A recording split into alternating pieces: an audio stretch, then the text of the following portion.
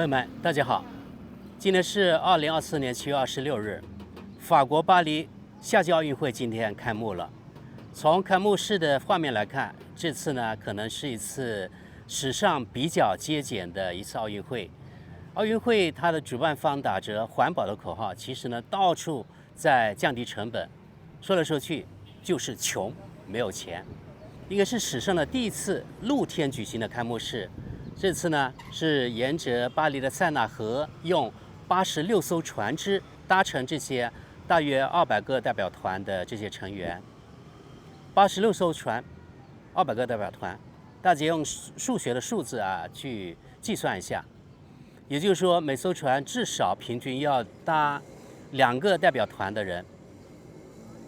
中国代表团稍微好一点，因为它有几百号人，所以我估计呢要2艘船。那其他国家有的可能只派出比如说几个人的去参赛的，那么1艘船就可能搭乘几十个代表团的人哦。再想想看，有几十面这个国旗或者是区旗，整个画面可以说是五颜六色啊。然后呢，各个国家的人，各个代表团的人一起，相当于一个狂欢，对吧？一个狂欢节一样，这挺好的。穷是穷办，没钱那就穷办呗，对吧？连什么建体育这个场馆的，还有什么场地的这些钱，可能全部都省了。像北京那个鸟巢这种特别雄伟的这体育场馆，巴黎这次都没建，具体也没花多少钱吧？据说花最多钱的可能是这个塞纳河这个污水的整治，等一下我们要说到这个问题。我们回到开幕式，这次呢用船来搭乘各个国家的这个代表团的人运动员呢，还有这些领队等等，还有各个代表团的领导。举行开幕式的时候，一般都会放焰火，对吧？这焰火在露天的，我估计就随便放一些吧，也用不了多少钱。估计呢，整个开幕式可能就是几百万欧元最多就可以了，多快好省。这也不错，对吧？大家注意这是打着环保的口号。其实说来说去就是巴黎没钱，西方人喜欢用我们穷但是很性感这个口号，巴黎也一样。据说这次巴黎的预算不多，本身呢可能拨款呢只有十几亿欧元，其他的可能要通过什么卖门票呀，还有什么广告费等等，但是最后这个开支可能还会损失几十亿欧元，具体要办完之后才知道。露天开幕式据说是史上第一次。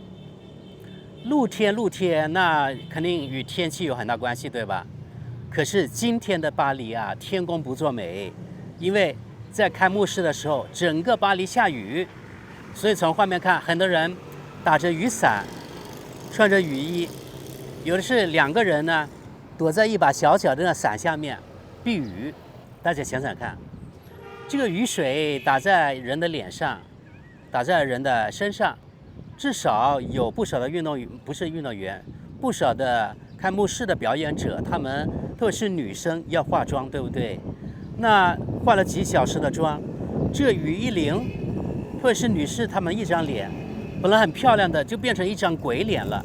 那这种开幕式的效果会不会大打折扣呢？在中国的社交媒体上已经有很多各种各样吐槽本届巴黎奥运会的各种简陋穷等等，对吧？比如说这次呢延续了日本东京奥运会的传统，就是奥运村里面那些运动员入住的公寓，他们的床是纸床，就是纸壳纸箱做成的床。巴黎奥运会举办方说环保，所以用纸一次性的，用完之后就直接回收了。但是德国媒体，特别是德国《图片报》吐槽说，这个床它的宽度只有90公分，也就是只够一个运动员睡下去，然后就没有多少那个空间了，2个人根本就无法躺下来。德国《图片报》说，这个床呢是反性交床，就是说你2个人在床上不好啪啪啪，如果你想忍不住，那只能在地上了这次呢，巴黎的奥运会，听说啊，它免费发放的那个保险套、避孕套，要比日本东京的奥运会翻了啊！据说可能会免费发放20到30万只避孕套。还有啊，据德国图片报报道，这次奥运村啊，它过于环保了，环保到这个整个奥运村的公寓里面没有这个空调，没有空调，大家注意啊！巴黎的夏天，如果热的时候是非常热的，最热的时候是40多度，而且有几年由于太热，整个法国每年热死的人就好几千，40多度一般人都受不了。根据举办方说啊，奥运村里面的公寓，它采用了特别先进的环保理念技术，就是采用了地下那个冷水啊，地下很深的冷水，把它抽上来，用这个地下水循环，可以做到室内的气温比室外的低6度。但是即使这样，我们是理论啊，理论和实际一般要相差10万8千里。如果室外40多度，即使降低6度，那室内也有30，比如说35、6度，对吧？任何人在没有空调的时候，35、6度是非常难受的，对吧？况且这个不可能降低5、6度，打那个对折吧，降低3度那就不错了。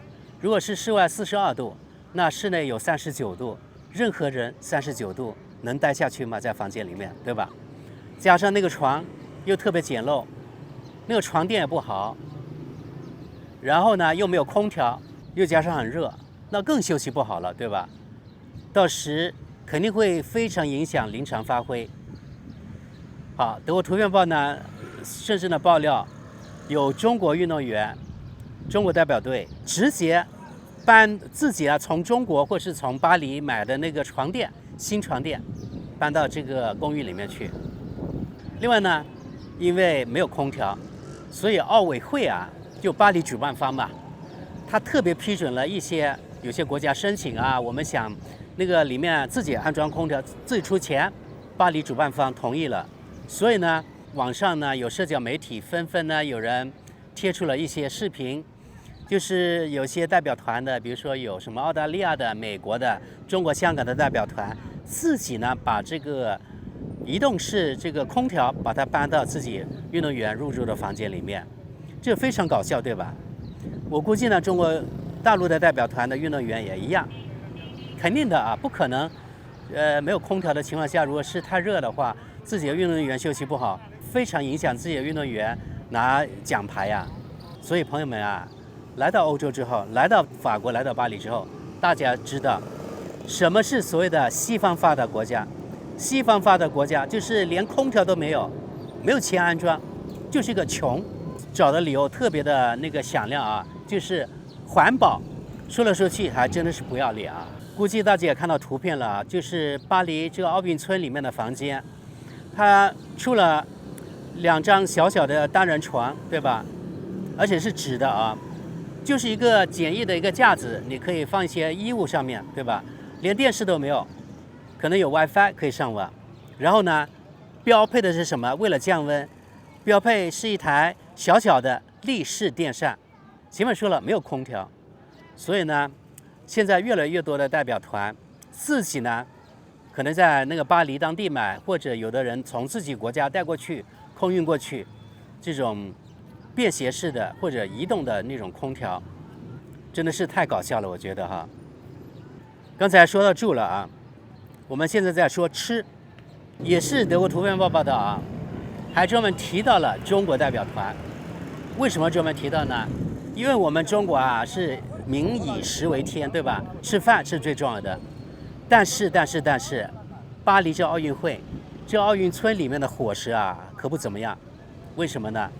据图片报说，里面供应的伙食有60%的伙食啊，吃的东西是素食。我们要知道，大部分这个奥运会的项目，它都是运动那个很剧烈的，对吧？要消耗特别多的能量，也就是说，人的身体要补充很多能量。可是素食一般来说，可能要比肉食啊什么之类的能量稍微低一些，对不对？或者低很多。所以如果运动员呢，他的能量补充不上，是不是会到时特别影响他的临场发挥呢？对吧？那就会影响他的拿牌呀。另外一个，并不是每个人都是素食主义者，对吧？我相信啊，大部分人都是肉食主义者，所以你这个60%，也就大部分的食物，你是素食的话，很多人吃不惯，你吃的不好，睡得不好，能量补充不上，那最后是不是特别影响这个项目你参加这个项目的临场发挥呢？对吧？本来原来有特别大的概率可以拿牌的，现在就因为你这个巴黎主办方没钱，然后呢，所谓的绿色环保搞得那么多的连自己都吃不下的那些素食，所以特别影响人家运动员的发挥啊。于是呢，中国人没办法啊，知道了这个巴黎主办方这样操蛋之后，就直接啊，就是德国图片报说，你看中国的运动员在网上呢，中国的社交媒体啊，还有其他社交媒体呢，发出了很多的视频，说啊，这是中国的，不管是飞机还是轮船啊，中国代表团吃的食物全部是从中国带过去的，甚至呢，这个中国的厨师都是从中国带过去的啊。首先要保证中国代表队的，特别是那些运动员要吃好睡好，对吧？然后呢才能发挥得好。另外呢，我提醒啊，我不知道有没有用啊，肯定我们中国人都想到了啊。我真的提醒啊，中国代表团的负责伙食的人啊，一定要注意安全。什么安全呢？不要让人投毒，因为这非常重要啊。整个食物链要保证天衣无缝，对吧？然后呢，整个厨房也要保证没有外人可以进去，对吧？如果投毒，什么投毒呢？不是说要毒死你，而是兴奋剂的东西。如果他加入一些兴奋剂的东西，你整个代表团的人吃了饭，那整个代表团被查出是违反兴奋剂条例的，到时一个是整个国家名誉受损，对吧？然后呢，可能他得到的奖牌无效被取消。世界上呢，并不是全部只有好人啊，有很多国家人很坏的啊，特别是某大国，是这个国家他越权去调查中国游泳队所谓兴奋剂的问题，搞得乌烟瘴气。其实我认为就是想打心理战，就是从心里面搞垮你，让你心情不好，让你忧心忡忡，然后呢影响你的临场发挥。德国媒体也给予了报道，也是配合了这个某大国他的主资，一直这几天都在说中国游泳队的兴奋剂的问题，还有说中国游泳队过去呢有服用兴奋剂的历史等等。好像德国，好像美国，好像澳大利亚就没有这种兴奋剂式的啊。而且从过去发生的兴奋剂这事件来看，很多他们西方国家自己的运动员违反了兴奋剂条例。所以我觉得西方国家，特别是这个某大国，非常的无耻啊。也是德国图片报暴露出来的啊，就是这次呢，法国巴黎奥运会它的开幕式是在塞纳河举行的，对吧？还有呢，它的很多水上项目也是在塞纳河上举行的，比如说游泳，你那个游泳的时候会张开这嘴巴，对不对？那不小心可能会喝一口啊，或者几口它的河水。好，现在问题来了啊，塞纳河号称是什么？巴黎的下水道，巴黎的厕所。而且自1923年以来，就是巴黎的市政府规定啊，禁止任何人在塞纳河游泳，如果违者罚款15欧元。那这次不是说绿色环保吗？然后呢，巴黎主办方宣布啊，我们的水上项目就在塞纳河举行。塞纳河是巴黎下水道，是巴黎厕所，怎么办？整治呗。所以呢，巴黎专门拨款10亿欧元来整治这塞纳河的这个污水。目前看来，整治的效果还不错，只是还不错。但是，谁敢保证到时有人偷偷往这个塞纳河里面排这个污水？这一段有6公里，这举行这个项目这一段啊，而且这河水是流动的，对吧？你保证了这一段没有人排污，那你塞纳河的上游，你能保证没有人排污吗？人不可能胜天的，对吧？他想下雨就下雨了。如果这段期间这个巴黎下大雨的话，整个这个雨水啊，连同其他的水，一起呢，直接往这个塞纳河里面涌入，这水质你能保证吗？对吧？所以很可能啊，到时这些运动员他们在游泳的时候，参加项目的时候，喝了几口水，那会得什么病？德国图片报呢，专门列出了一些病。因为我不是学医的啊，所以我得看看什么病呢？尿路感染、肠胃炎、皮疹、鼠疫等等。鼠疫是什么东西啊？图片报提醒大家，你不知道的话，在很多国家已经绝迹了吧？如果又闹鼠疫的话，那是会伤人命的啊，就会成片的人会死亡的啊。所以不懂的话，图片报建议大家去谷歌去搜索一下什么叫鼠疫，也就是说，刚才列举的几种病都可能会发生。说来说去啊，这个巴黎塞纳河的河水，它的水质真的非常令人堪忧啊。目前检测可能是没有很大的问题，但是每分每秒这个污水可以被排入这个塞纳河里面的。况且呢，巴黎啊是人口超1000万的特大都市，这个管控是非常困难的。所以啊，对这个塞纳河河水的水质，我觉得啊要打一个很大的问号，真的令人堪忧。如果说某个运动员不小心喝了一口这个塞纳河的水，可能当天他整个时间只能坐在他的厕所那个马桶上面。为什么？因为他拉肚子啊，马桶都离不开啊，这不是开玩笑的啊，那还谈什么比赛？总之啊，本届巴黎奥运会打着什么环保的口号，到处削减开支，其实就是穷而性感。刚才说了，是西方人喜欢用的口号，可以说是一切从简。但即使这样，网上很多人说，巴黎奥运会还是会亏本，而且亏本可能会几十亿欧元。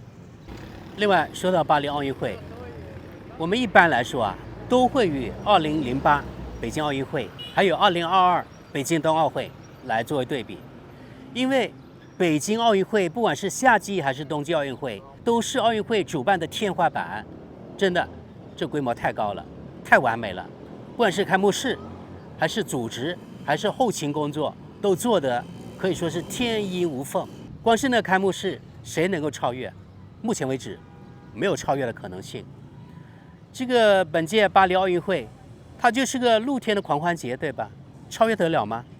还有北京冬奥会，它的伙食的标准，哪个超越得了？也不行啊，对吧？今后呢，估计这个北京奥运会是所有其他奥运会的标杆，无法超越，真的是天花板。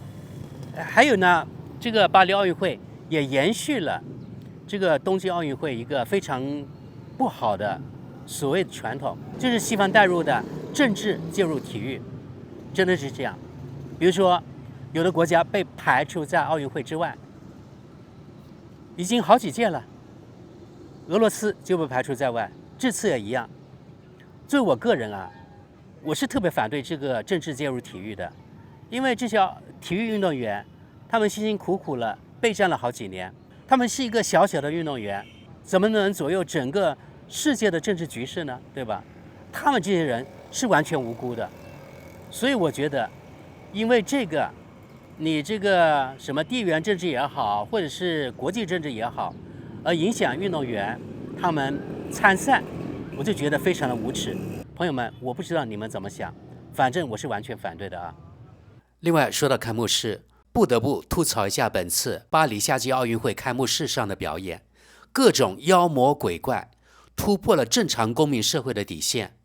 这是长期以来西方极左思潮越来越多渗透到社会方方面面。平权与男女平等肯定是没错的，也是必要的。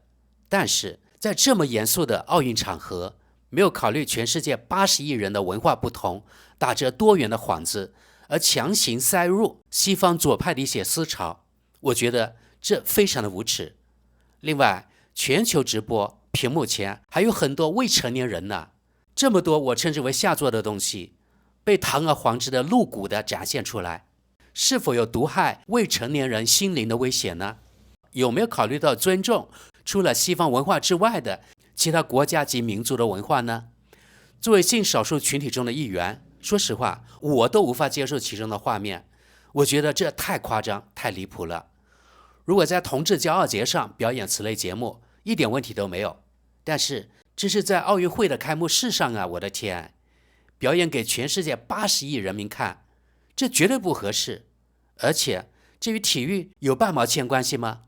即使是西方的社交媒体平台上也是骂声一片，表明反对的绝对不止我一个。我马上就想到中国中央电视台在转播这个节目时，解说员怎么去介绍这一段，这不是在刁难解说员吗？还有全世界很多其他国家和地区，他们的直播解说员怎么处理这一段呢？